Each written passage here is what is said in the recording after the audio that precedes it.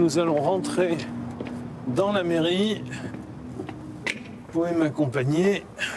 Ça sent le brûlé. Et donc l'escalier qui était en bois, tout ça a brûlé. Vous êtes dans un bâtiment qui a subi les attaques au moment des émeutes.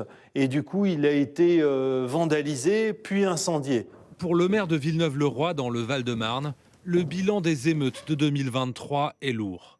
5 millions d'euros de travaux pour remettre en état ce bâtiment classé, mais aussi une mauvaise surprise au moment de renouveler son contrat d'assurance. C'est la cotisation qui a plus que doublé, passant de 30 000 euros à 66 000 euros. Une charge supplémentaire pour les finances communales.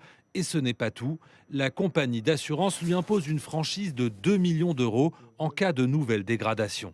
Autrement dit, en dessous de 2 millions d'euros, eh bien, c'est la ville qui doit payer. Et donc, nous nous sommes posé la question de savoir, en définitive, il convenait que nous soyons notre propre assureur. On n'a pas fait ce choix dans l'immédiat, mais en tous les cas, à terme, ça va poser la question. Se passer complètement d'assurance, une décision radicale à laquelle a été poussé le maire de Palaiseau dans l'Essonne. Au lendemain des émeutes, qui ont pourtant épargné sa ville, son assureur résilie le contrat. Quand il se tourne vers un autre prestataire, monsieur le maire tombe de haut. Là, on nous propose des franchises qui sont à 500 000, 1 million. 1,5 million d'euros par sinistre.